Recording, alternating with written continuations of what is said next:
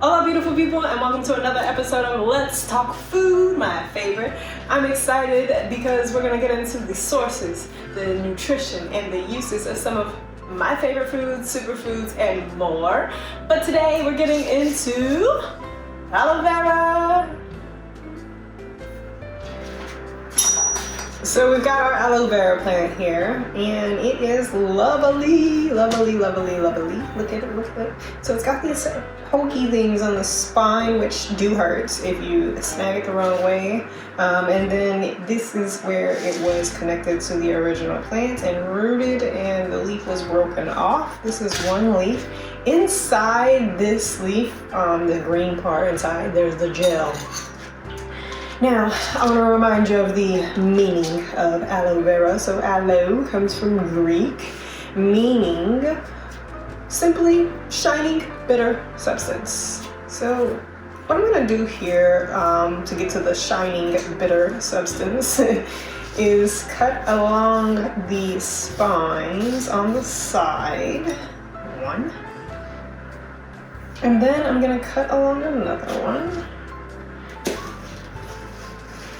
And then I'm going to just simply cut out a piece that I want. So just for demonstration purposes, we're going to show you this here.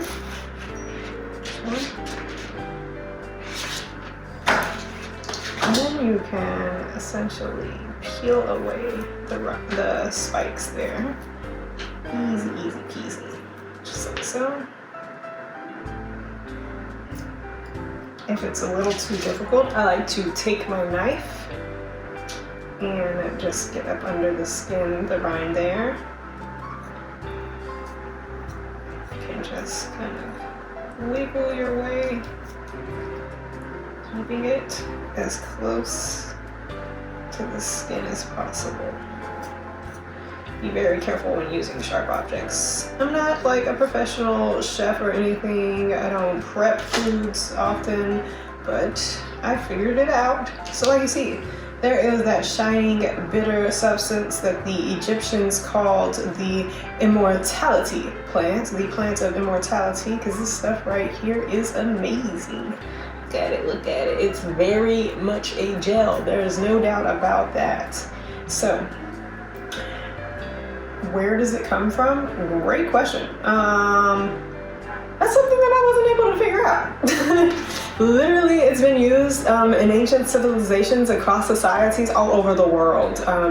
From its name, it is Greek and Latin, but it's been used and seen in ancient texts in India, Mexico, Japan, China, like I said, all over the world. So, no telling. Now, what I like to use aloe vera for is like almost everything. I put it on my skin, I put it in my hair, I put it in my smoothies, I've put it in different masks for, like made different masks for my face for skin, different masks for hair, same thing. And then I've also used it in different like juices and like still along the smoothie thing. So you can use it for lots of different uses. I've read where women will use it for vaginal care. I've read a lot about diabetes management and managing with aloe vera. Lots of different uses. So good stuff here. Yeah, so I cut off what I need as I need it, and then just kind of keep it in the plant and in the refrigerator. Sometimes I'll put like a plastic wrap on it that will help to preserve it. But other than that, that's aloe vera in a nutshell.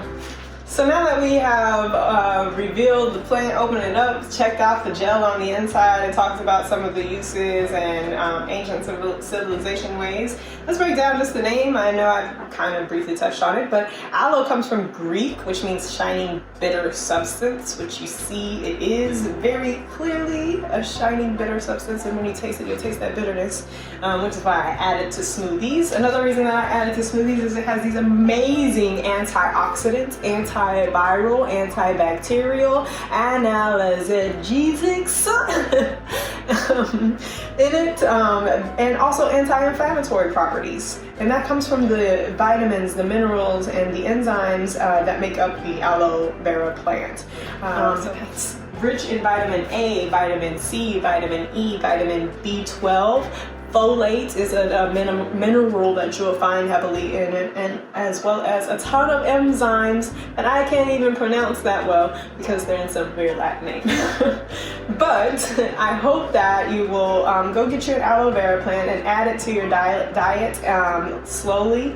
It is amazing. It has anti-hypertensive properties. It has anti-inflammatory properties. So if you're struggling with any kind of autoimmune or inflammatory issues, get you some aloe. That's all I've got for you guys today on aloe. I hope that you've enjoyed this and learned something new. And until next time, let's talk food.